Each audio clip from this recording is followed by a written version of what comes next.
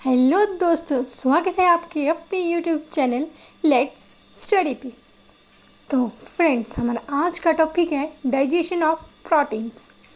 हमें सबको पता है कि डाइजेशन होता क्या है, मतलब कि कॉम्प्लेक्स पार्टिकल्स को सिंपल पार्टिकल्स में, फूड पार्टिकल्स में कन्वर्ट करना। तो चलिए बात करते हैं कि प्रोटीन्स का डाइजेशन कैसे होता है। देखा जाए केमिकली, प्रोटीन्स अमाइनो एसिड्स की एक लॉन्ग चेन होती है जो कि पेप्टाइड बॉन्ड्स के साथ लिंक्ड होती है। ठीक है, नेक्स्ट तो उसका डाइजेशन स्टार्ट होता है। First point is in buccal cavity. Saliva में प्रोटीलिटिक एंजाइम प्रेजेंट नहीं होता है, जिसके कारण प्रोटीन्स का डाइजेशन बक्कल कैविटी में नहीं होता है। Next is stomach. प्रोटीन का डाइजेशन स्टमक में स्टार्ट होता है। यहाँ पर 10 to 20% प्रोटीन्स डाइजेस्ट होती हैं। बेसिकली स्टमक में गैस्ट्रिक ग्लैंड्स प्रेजेंट होते हैं और वो गैस्ट्रिक ग्लैंड गैस्ट्रिक जूसेस को स्क्रीट आउट करते हैं। और गैस्ट्रिक जूसेस में होता क्या क्या है?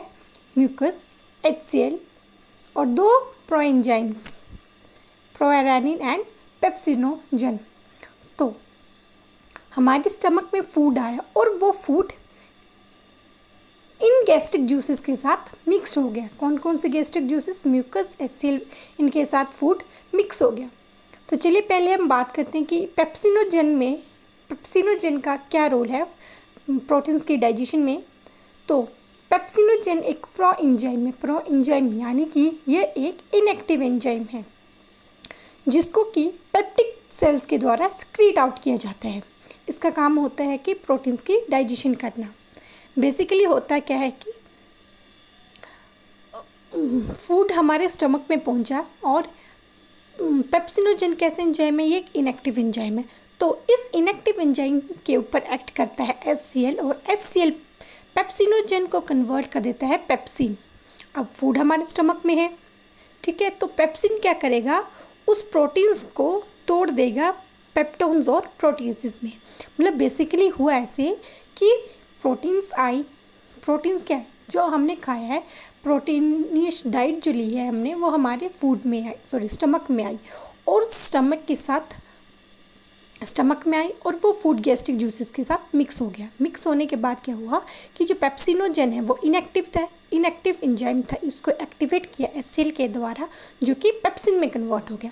और फिर वो जो पेप्सिन है वो एक्ट करेगी प्रोटीन के साथ और प्रोटीन्स को तोड़ देगी पेप्टोन्स एंड प्रोटीएसेस में। Next is role of prorennin. वैसे ही जैसे पेप्सिनोजन को एक्टिवेट किया था HCl में, वैसे ही HCl प्रोरैनिन को एक्टिवेट कर देगी इनटू एन रेनिन। तो रेनिन क्या करती है? केजिन एक मिल्क सोल्यूबल प्रोटीन है। तो रेनिन केजिन पे एक्ट करती है, उसे कन्वर्ट कर देती है paracasein plus calcium, that is in calcium paracaseinate में। नेक्स्ट है इन स्मॉल इंटेस्टाइन। प्रोटीन का डाइजेशन स्मॉल इंटेस्टाइन में ड्यूडेनम और जेजुनम के अपर पार्ट में होता है under the influence of an proteolytic enzyme from the pancreatic secretion. मतलब पेनक्रियास से प्रोटीलिटिक एंजाइम क्रिएट होते हैं जो कि क्या करते हैं? प्रोटीन्स को डाइजेशन में हेल्पफुल करते हैं। वो प्रोटीलिटिक पेनक्रियाटिक एंजाइम्स कौन कौन से हैं?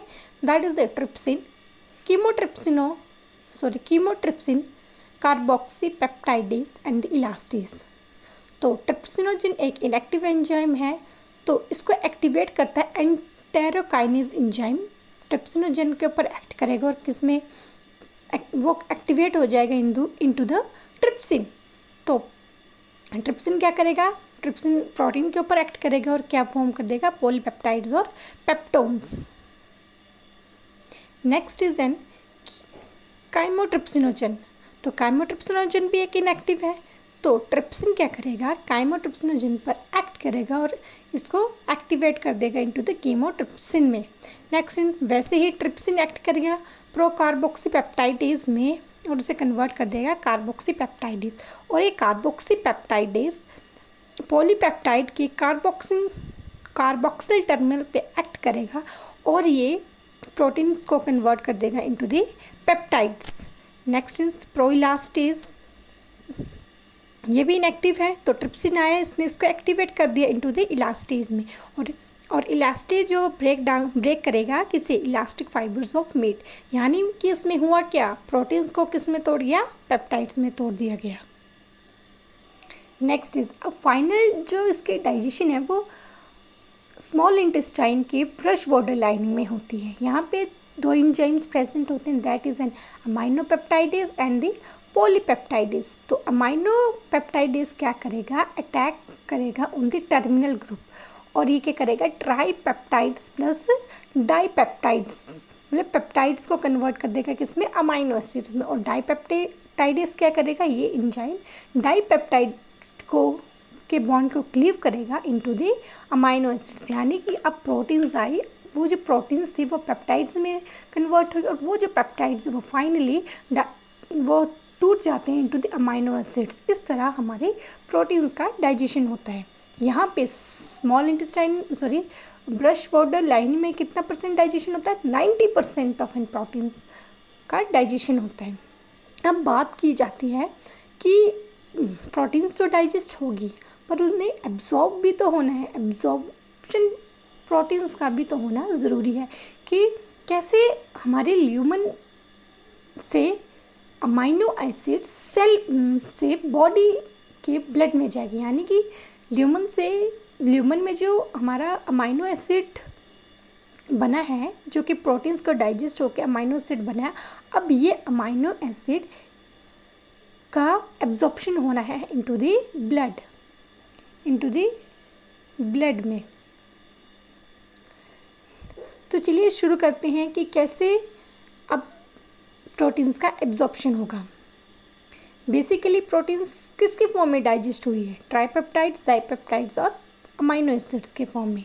तो बेसिकली अमाइनो एसिड्स का एब्जॉर्प्शन होता है एक्टिव ट्रांसपोर्ट से और फैसिलिटेटेड डिफ्यूजन से। Basically 4 types of transport system होते हैं। First is neutral amino acid amino acid transporter, basic, and fourth is the 4 transporter